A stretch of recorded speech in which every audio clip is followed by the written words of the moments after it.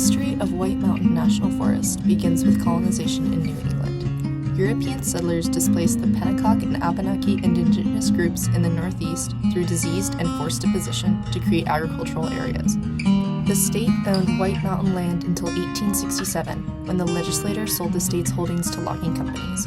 This increased railway and logging projects, along with the development of small towns to support workers. With the shift in ownership, regulations on deforestation were dismantled, contributing to fires and damaged watersheds. Local communities expressed concern on erosion, air pollutants, and a decrease in natural beauty, deterring tourists. Despite local efforts to establish a national forest, Congress rejected over 40 bills claiming that the federal government lacked constitutional authority to purchase private lands in the East. John Wingate Weeks, a representative from Massachusetts, proposed a bill that would allow the federal government to do so and protect the headwaters of rivers and watersheds. While this was rejected originally, stakeholders like the Appalachian Mountain Club and the Society for the Protection of New Hampshire Forest advocated for the passing of the Weeks Act. As a result, the act enabled the government to purchase lands from private landowners to establish publicly owned national forests east of the Mississippi. White Mountain National Forest was federally acquired in 1914. President Woodrow Wilson signed for the establishment of White Mountain National Forest on May 16, 1918. Today, White Mountain National Forest is considered an IUCN Category 6, or Managed Use Protected Area, and contains 6 congressionally designated wilderness areas. Logging remains a threat to the forest as the new Sandridge Vegetation Management Project allows for timber harvest across mature forests. Due to historical logging, much of the current forest is secondary growth. Locals have expressed concern over this project, including pollution, alteration of geography, and the loss of history and culture. White Mountain National Forest is also under the threat of wildfire due to unnaturally dry conditions. Fire suppression efforts in the past have led to an increased risk that future wildfires will be dangerously large in size. In response to this threat, White Mountain has implemented fire restrictions such as only building fires in Forest Service-provided rings. Another threat is the increasing prevalence of invasive plants in the forest.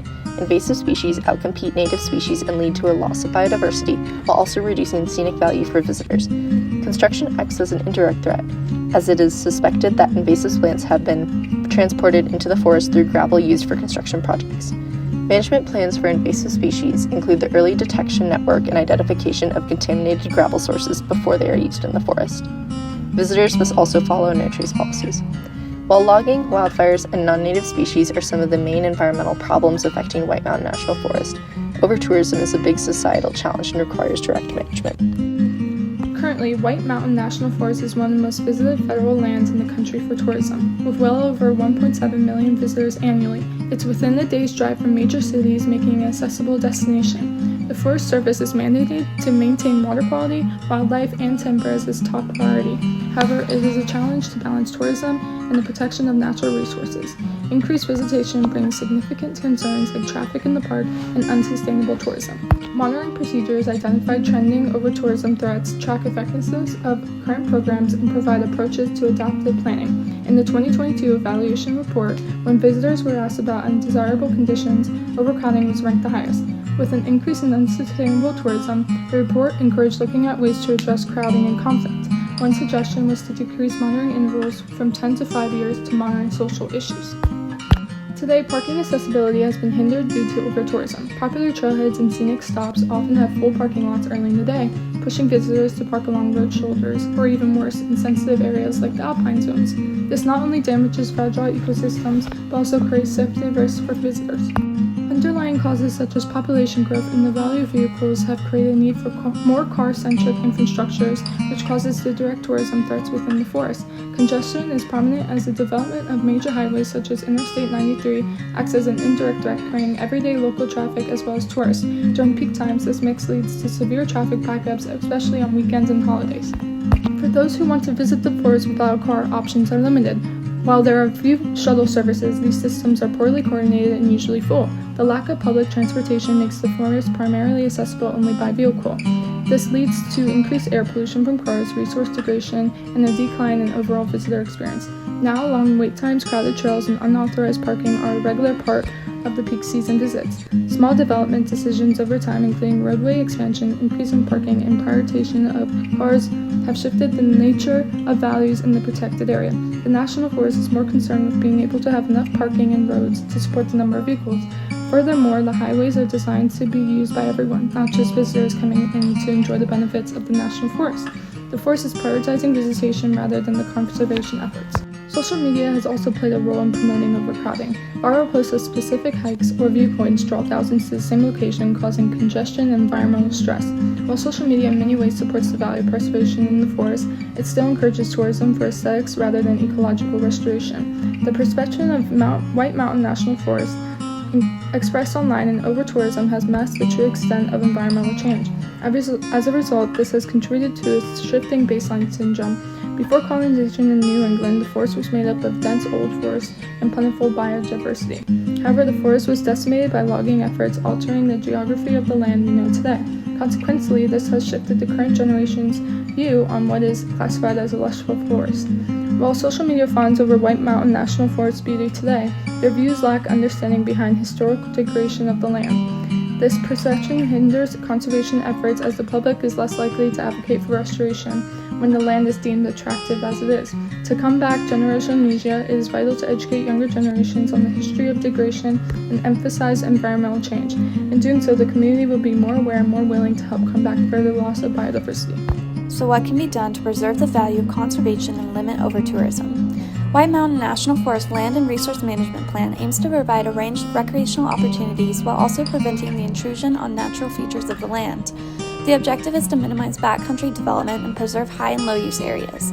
The plan utilizes the recreation opportunity spectrum to manage visitation and to establish new developments for increased recreational quality. Recreation opportunities are divided into 6 categories: developed recreation, winter motorized dispersed recreation, non-motorized dispersed recreation, rock and ice climbing, special uses, and wildlife-related recreation. To further preserve natural conditions, 6 wilderness areas serve as a spatial limit to human development. Specific rules maintain ROS goals, such as the prohibiting of mechanized equipment, mechanical transportation, and geocaching. In addition, permits are required for outfitter or guide services, and there is a sustainable use limit of 10 hikers per group. The White Mountain Attractions Association have implemented practical solutions to combat over-tourism, like the diversion of visitors to less crowded areas by promoting alternative hikes. To further mitigate overcrowding issues, the Forest Service created an interactive visitor map for visitors to use when recreation sites are full. For transportation, the White Mountain National Forest Travel Management Plan aims to provide a safe, sustainable travel options while minimizing the effects of habitat degradation. Travel routes are carefully located to avoid damage to soil, vegetation, water, and air quality. New construction routes are designed based on factors such as traffic volume, terrain, and function use. Furthermore, decommissioned trails still in use will be passively restored to encourage natural recovery. The establishment of a coordinated shuttle system and development of satellite parking lots would reduce pressure on popular destinations and minimize the forest's overall carbon footprint. Improving bicycle access and relocating certain trailheads to consolidated access points could also help reduce congestion and preserve sensitive areas. To help reduce over-tourism threats to the forest, effective community education are key components of the plan, helping users understand regulations, improve trail etiquette, and support long-term sustainability. Moreover, clear signage will help guide visitors, enhance safety, and prevent off-route travel. Overall, the travel management plan promotes sustainable and responsible tourism in the parks while also ensuring the preservation of its natural resources. Despite having effective ideas, the budgeting and thoroughness of monitoring and evaluation reports could be improved. The last visitor use report was conducted 5 years ago, so it is vital to reevaluate the changes in tourism, as it's currently unclear if the programs have been successful. On the other hand, the recreation opportunity spectrum and management zones have served as a helpful tool to manage recreational opportunities.